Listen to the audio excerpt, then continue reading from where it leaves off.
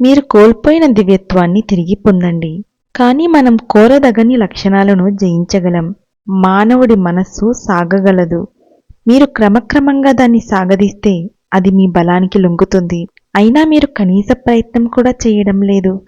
మన జీవితపు లోపాలను, సమస్యలన్నింటినీ అధిగమించడానికి కావలసిన దానికంటే ఎక్కువ శక్తిని భగవంతుడు మనకు ఇచ్చాడు. సెయింట్ ఫ్రాన్సిస్ తాను జబ్బుపడ్డప్పటికీ, అంధుడైనప్పటికీ ఆయన జబ్బుపడ్డ వాళ్ళకి నయం చేశాడు. చనిపోయిన వాళ్లను బ్రతికించాడు. బాహ్యానికి గుడివాడైన లోపల గొప్ప విశ్వకాంతిని ఆయన చూశాడు. సాధారణ ప్రజల కన్నా సెయింట్ ఫ్రాన్సిస్ వంటి తన నిజమైన బిడ్డలకు భగవంతుడు గొప్ప పరీక్షలు పెడతాడు. కానీ భగవంతుడు పెట్టే పరీక్షలన్నింటినీ నెగ్గేదాకా, తాము నిజమైన భగవత్ సంతానంగా జీవించడం నేర్చుకునేదాకా మోక్ష ద్వారాలను ఎవరూ దాటలేరు. మిమ్మల్ని మీరు బలహీనులమని ఎందుకనుకుంటారు? మీరు దేవుడి బిడ్డ కాగల శక్తిగల వాళ్ళు. మీరు దేన్ని పొందాల్సిన అవసరం లేదు. మీరు కేవలం తెలుసుకోవాలి. మీరు యథార్థమైన పరమాత్ముడి బిడ్డ అవటం కన్నా ఈ జన్మలో కోటీశ్వరులవడానికి ప్రయత్నించడం నిజంగా ఎంతో కష్టమైన పని. ప్రపంచ పరిసరం ఎంతో పరిమితం కావడం వల్ల చాలామంది ప్రజలు తాము కోరుకున్న విధంగా కాకమునుపే మరణిస్తున్నారు. కానీ భగవంతుణ్ణి ఒక్క జీవితకాలంలో తెలుసుకోవడం సాధ్యమే. ఎందుకంటే మీరు ఆయన్ని పొందనక్కరలేదు. ఆయన ఇప్పటికే మీ సొంతం. హెన్రీ ఫోర్డ్ అంత గొప్పవాళ్ళమవ్వాలని రేయింబవళ్ళు ప్రతి ఒక్కరూ ప్రార్థించినా వాళ్ళ ప్రార్థనలు మంజూరు కావు. ఎందుకంటే ఈ భూమి అనేది ప్రతి ఒక్కరూ హెన్రీ ఫోర్డులాగా అయ్యే ప్రదేశం కాదు.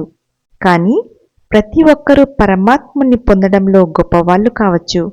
ఎందుకంటే భగవంతుడు ప్రతి ఒక్కరికి తనలా కావడానికి కావలసిన సమానమైన శక్తినిచ్చాడు. మీరు మీ దివ్యత్వాన్ని తిరిగి పొందినప్పుడు ప్రతిదీ మీకు చెందుతుంది. హెన్రీ ఫోర్డ్ తన డబ్బును, ఆరోగ్యాన్ని కోల్పోవచ్చు. కానీ యేసు వంటి వారు ఆరోగ్యాన్ని, సంపదని లేదా వాళ్ళు కోరుకున్న మరేదైనా సంకల్పానుసారంగా సృష్టించుకోగలరు. కాబట్టి ఎవరిలాగానో గొప్పవాళ్ళు కావాలనో, ఇంకెవరిలాగానో ఆరోగ్యంగా ఉండాలనో కోరుకోకండి. భగవంతుడిలాగా ఉండాలనే ఒకే ఒక్క కోరిక కలిగి ఉండండి. తానొక్కడినే దేవుడి బిడ్డనని యేసు ఎన్నడూ అనలేదు. యేసుని ఎంతగా ప్రేమిస్తాడో తన బిడ్డలైన మిమ్మల్ని కూడా దేవుడు అంతే ప్రేమిస్తాడు.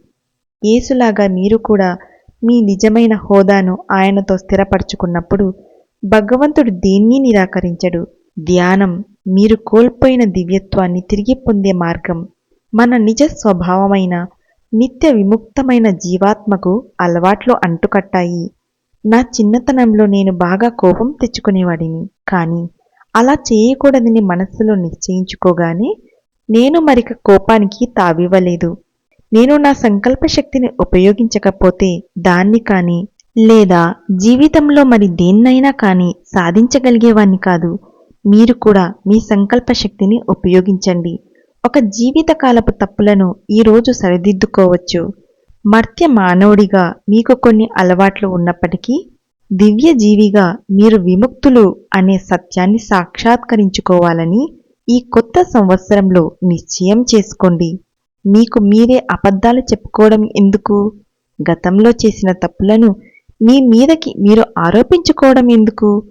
వాటిని మీరు తప్పకుండా నాశనం చెయ్యాలి. లేకపోతే అవి మీ జీవిత వృక్షానికి అంటుకట్టుడు అవుతాయి.